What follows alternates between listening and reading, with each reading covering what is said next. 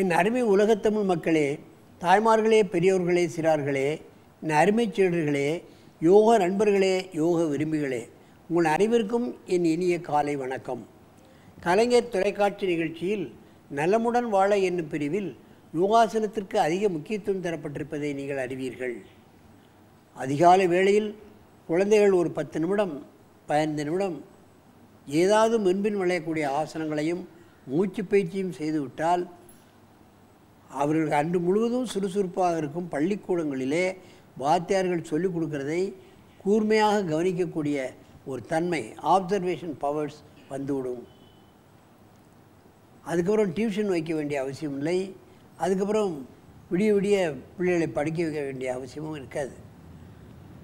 மனோதிடம், மனோபலம் இவைகளுக்கெல்லாம் அவர்களுக்கு ஏற்பட்டுவிடும். அதுதான் உண்மை. அந்த நிலையில் நமக்கு பார்ப்பீர்களானால் இன்றைக்கு ஜெய் நிஷிதா 8 வயது, ஜெய் நிதீஷ் 8 வயது, 2 பேர் வந்திருக்கிறார்கள். இவர்கள் ஜெயப்பிரியா வித்யாலயத்திலிருந்து வந்திருக்கிறார்கள், விருத்தாச்சலத்திலிருந்து. அவர்கள் இப்பொழுது ஏகபாத ஆசனம், நிண்டபாத ஆசனம் என்ற ஆசனத்தை செய்ய போகிறார்கள். என் அருமை மாணவர்களே, நீங்கள் பத்மாசனத்தை கலைத்துவிட்டு எழுந்து நில்லுங்கள். முதல் வலது கால் கீழே இருக்கணும், இடது காலை தூக்கி வைக்கணும். ரைட் லெக், கையை மேலே தூக்கி, பொண்ணு நீ வலது கால் கீழே வைக்கல, வலது காலை கீழே வை, இந்த கால் தூக்கி வை. கையை கும்பிடு, நல்ல கை எப்படிலாம் கொறுக்கக்கூடாது, கை நல்லா கும்பிடணும், காதை ஒட்டி இருக்கணும் கை. அப்படின்னு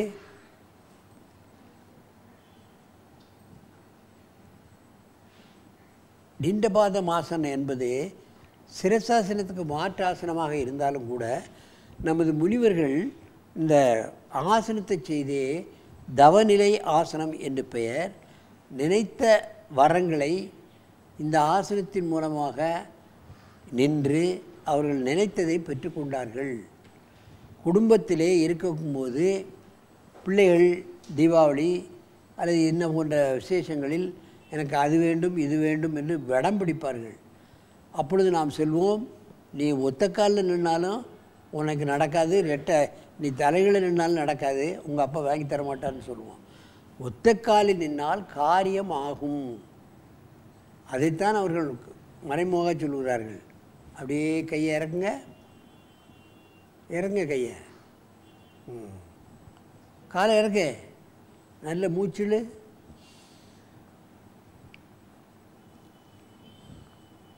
அப்படியே திரும்ப ஒருத்தர் நேரே பார்த்து நில்லு. இந்த காலை இப்படி தூக்கி வைக்க முடியலன்னா பத்மாசனத்துக்கு தூக்கி வைக்கிற மாதிரி வை.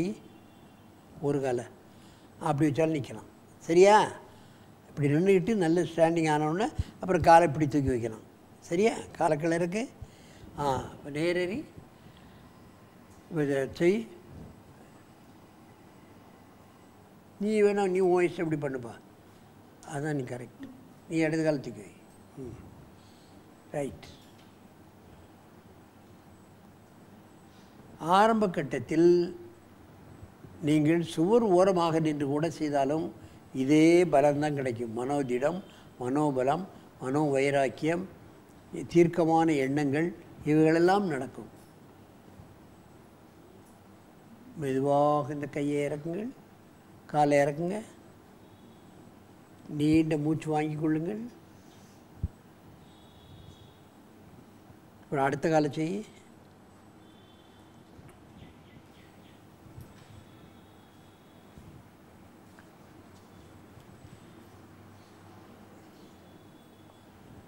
கை விரல் ஒட்டி இருக்கணும், இப்படி காது ஒட்டி இருக்கணும். கை இப்படி நிற்க முடியலன்னா நீலாம் அவன் எப்படி போட்டிருக்காள் அதே மாதிரி இல்லை.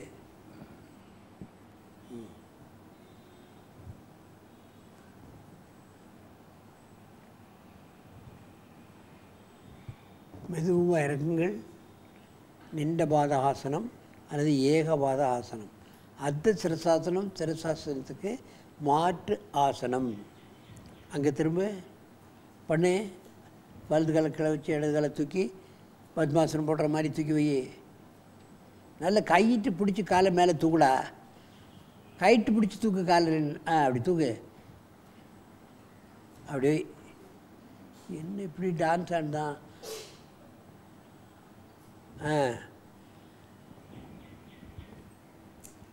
சுவர் ஓரமாக நின்று பழகணும் முதல்ல ஆரம்ப கட்டத்தில். அப்போ தான் காலுக்கு ஒரு பலம் கிடைக்கும், ஒரு ஸ்டெபிலிட்டி கிடைக்கும்.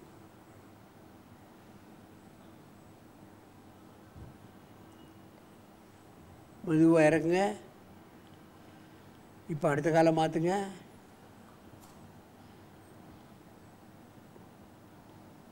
கை ஒட்டி இருக்கணும். மெதுவாக இறக்கு.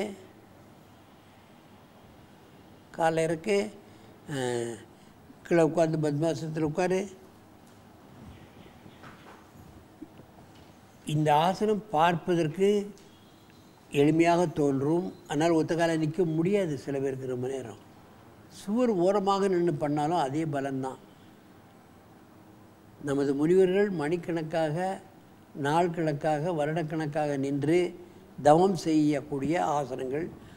அவர்கள் நினைத்ததை நினைத்தபடி அவங்கள் தெய்வங்கள் இருந்து பெற்றுக்கொள்ளக்கூடிய வரங்களை பெற்றுக் கொடுக்கக்கூடிய அற்புதமான ஆசனங்கள். மனோ திடம் ஏற்படும், மனோ வைராக்கியம் ஏற்படும், நினைத்ததை சாதிக்கக்கூடிய வல்லமை ஏற்படும். இப்படி இந்த ஆசனத்துக்கு நிறைய பலங்கள் இருக்கின்றது. இவையெல்லாம் சின்ன சின்ன ஆசனங்கள். ஆகவே இது போன்ற ஆசனங்கள் எல்லாம் சிறு வயது முதலே குழந்தைகளுக்கு கற்றுக் கொடுத்து அவர்கள் நோயற்ற வாழ்வை, குறைவற்ற செல்வம் என்னும் பேற்றினை பெற்று உலகில் வாழ்க்கையில் வெற்றி பெறச் செய்வதற்கான முயற்சிகளை நாம் அவர்களுக்கு தர வேண்டும் என்று கேட்டு உங்களிடமிருந்து விடைபெறுவது ஆசனம் ஆண்டியப்பன். வணக்கம்.